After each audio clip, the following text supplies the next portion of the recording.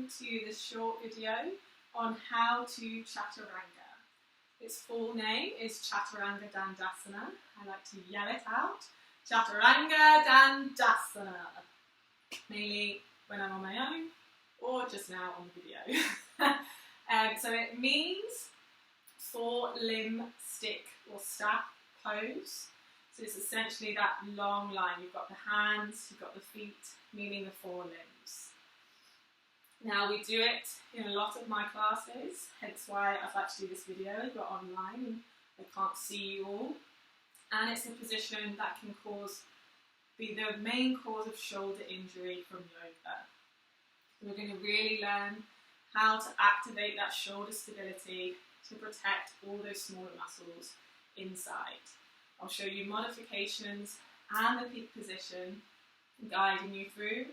We'll do a tiny little flow and then we'll take a rest and finish our how to Chaturanga there.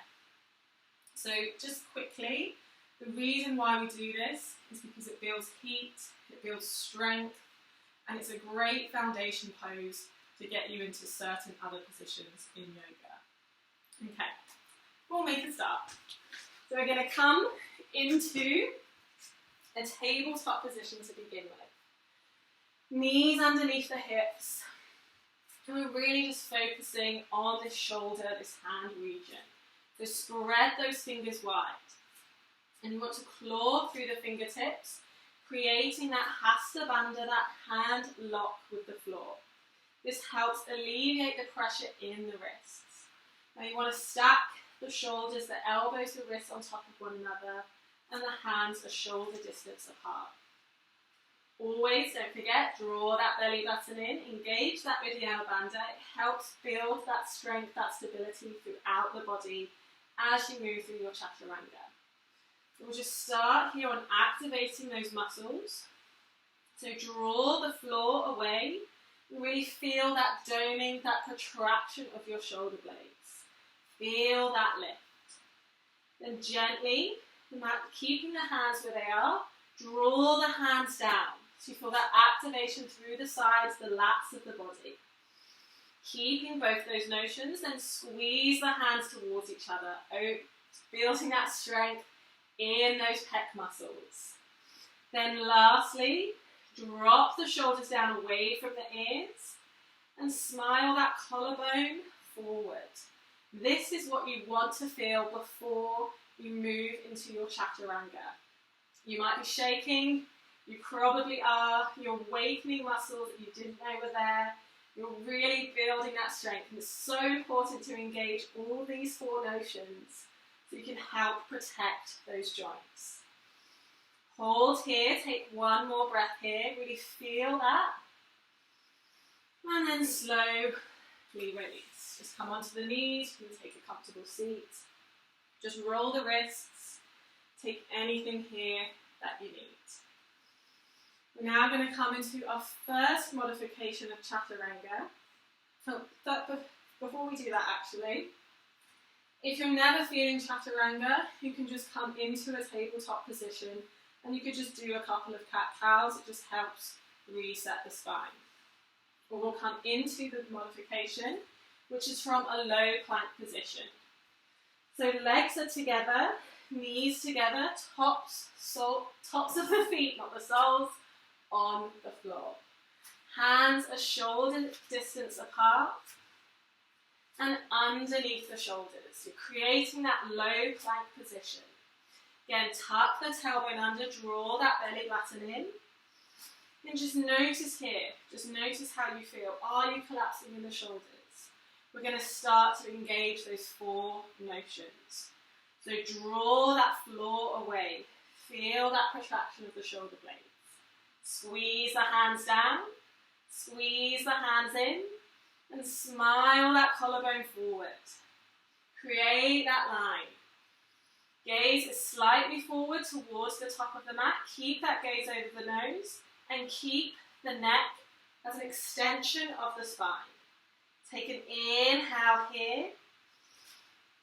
And exhale, bend the elbows, Chaturanga, lower chest belly all the way down.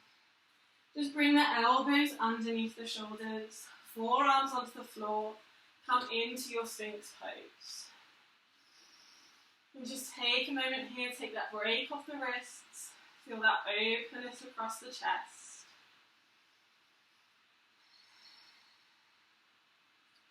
And slowly release, hands underneath the shoulders, and come back onto your knees or your seated position.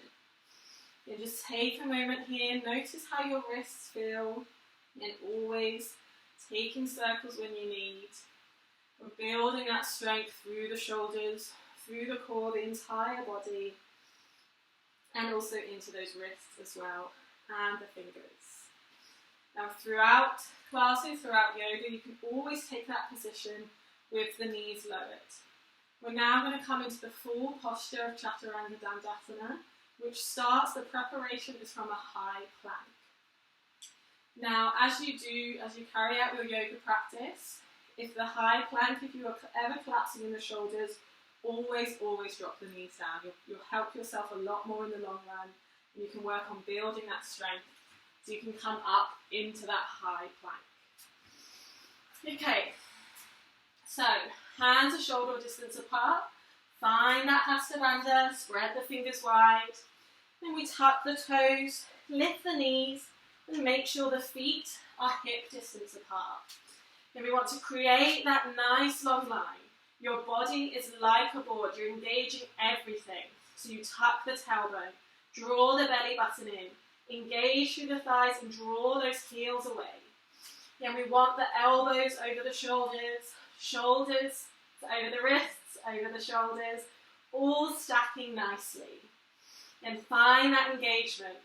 Draw the floor away, find that protraction, squeeze the hands down, squeeze the hands together, smile that collarbone forward. Now depending on your anatomy, you might want to take a rock forward and exhale Chaturanga, elbows stack over the wrists, that is full posture. And then flipping the feet, upward facing dog. Just drop back, just taking that as a guide. And take a moment, shake out the wrists. I need it just as much as you. Just take a deep breath. The full Chaturanga is when you lower the body halfway down and you want the elbows stacking over the wrists. Again, it's quite difficult, it is a challenge, so just work in there, but making sure you have that full engagement of the shoulders. I'm going to take that one more time, full Chaturanga, or drop your knees down. We'll just work on building those shoulders. You're coming into your position, hands shoulder width, knees can be lowered or lifted, and find that engagement.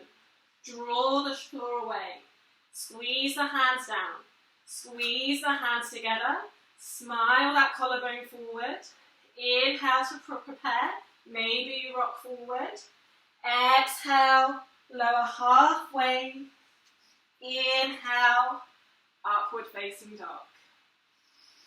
And exhale, drop back into your child's pose.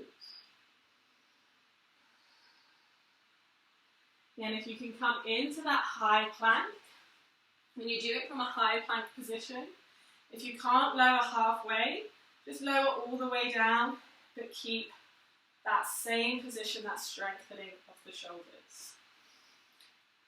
So that's all for today.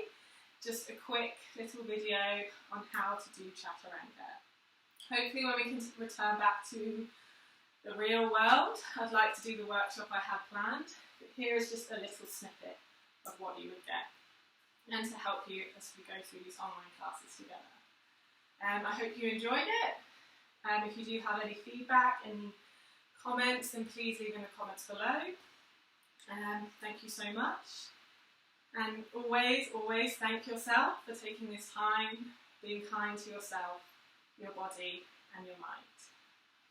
We'll just bring the hands together, thumbs up to the third eye. and Namaste.